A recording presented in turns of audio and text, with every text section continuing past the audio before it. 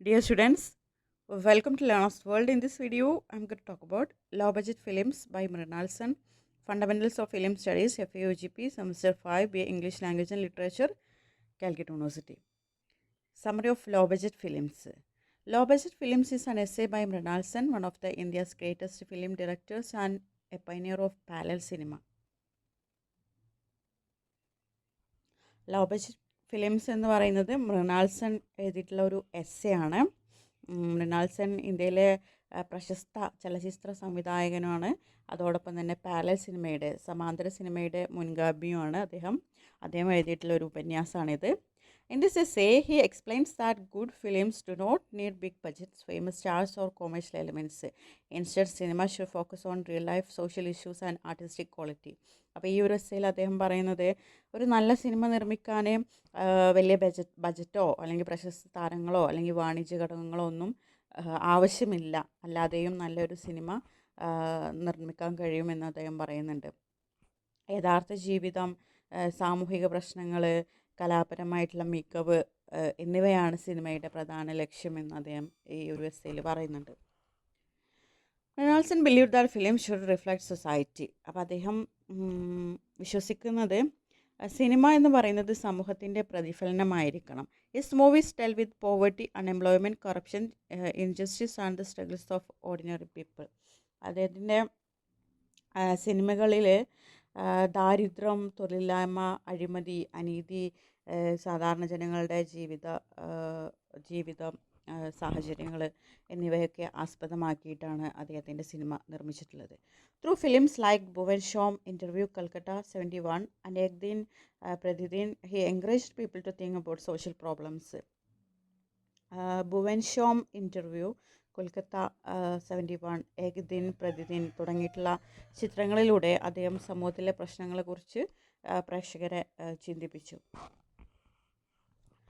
After the success of Bhuvan Shom in 1969, the Film Finance Corporation, that's FFC, began supporting low-budget films.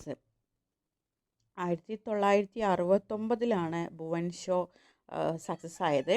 അപ്പോൾ ആ ഒരു വിജയത്തിന് ശേഷം film finance corporation FFC low budget സിനിമകൾക്ക് സാമ്പത്തിക സഹായം നൽകാൻ തുടങ്ങി. It provided financial help to young filmmakers without insisting on commercial features like stars, songs, romance, or action. This helped the growth of artistic cinema. പ്രശസ്ത താരങ്ങൾ, ഗാനങ്ങൾ, പ്രണയം, action തുടങ്ങിയിട്ടുള്ള വാണിജ്യ ഘടകങ്ങൾ നിർബന്ധമാക്കാതെ യുവ സംവിധായകർക്ക് സിനിമ നിർമ്മിക്കാൻ ഇത് വളരെയധികം ഹെൽപ്പ് ചെയ്തു. ഇതിലൂടെ കലാമൂല്യമുള്ള സിനിമകൾ വളരാൻ അവസരം ലഭിച്ചു എന്നാണ് പറയുന്നത്. Sen explains that filmmaking is expensive because it includes production, distribution and exhibition. മൃണാൾസൺ പറയുന്നുണ്ട് ഫിലിം മേക്കിംഗ്, സിനിമാ നിർമ്മാണം എന്ന് പറയുന്നത് വളരെ ചിലവേറിയതാണ്. കാരണം എന്താ വെച്ചാൽ അതിൻ്റെ വിതരണം, അത് പ്രദർശിപ്പിക്കുന്നത് തുടങ്ങിയിട്ടുള്ളതൊക്കെ വളരെ ചിലവേറിയ പ്രക്രിയയാണെന്ന് പറയുന്നുണ്ട്. The industry is controlled by producers and distributors who mainly invest in films that bring high profits. അതിൽ ഈ ഒരു ഫിലിം ഇൻഡസ്ട്രി കൺട്രോൾ ചെയ്യുന്നത് കൂടുതൽ ലാഭം ലഭിക്കുന്ന സിനിമകളിൽ മാത്രമാണ് നിർമ്മാതാക്കളും അതുപോലെ വിതരണക്കാരും പണം നിക്ഷേപിക്കുന്നത്. അവരാണ് ഇൻഡസ്ട്രീനെ കൺട്രോൾ ചെയ്യുന്നത് എന്നാണ് പറയുന്നത്. Therefore, creative filmmakers often find it difficult to get support. അതുകൊണ്ട് തന്നെ അതായത് കൂടുതൽ ലാഭം കിട്ടുന്ന സിനിമകളിൽ മാത്രം ഈ പ്രൊഡ്യൂസേഴ്സ് എന്ത് ചെയ്യും, ഇൻവെസ്റ്റ് ചെയ്യും. ഡിസ്ട്രിബ്യൂട്ടേഴ്സും പ്രൊഡ്യൂസേഴ്സും അവരാണ് ഫിലിം ഇൻഡസ്ട്രീനെ കൺട്രോൾ ചെയ്യുന്നത്. അതുകൊണ്ട് തന്നെ പുതിയ ആശയങ്ങളുള്ള സംവിധായകർക്ക് അവസരം ലഭിക്കാൻ വളരെ ബുദ്ധിമുട്ടാണെന്നാണ് പറയുന്നത്. Mrinal Sen criticises commercial cinema because it values profit more than art. വാണിജ്യ സിനിമയേക്കാൾ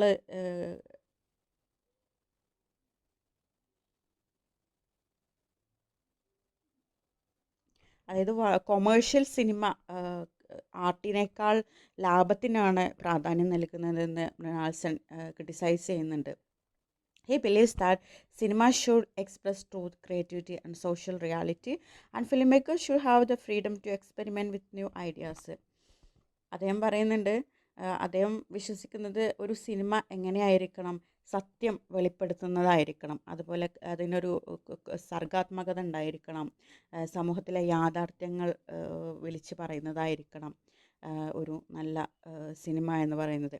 അതുപോലെ തന്നെ സിനിമ പുതിയ ആശയങ്ങളും വ്യത്യസ്തമായ അവതരണ രീതികളും പരീക്ഷിക്കാൻ സംവിധായകർക്ക് സ്വാതന്ത്ര്യം ലഭിക്കണമെന്നും അദ്ദേഹം പറയുന്നുണ്ട്. Sen praises Satyajit Ray Padarpanjali as a successful low-budget film.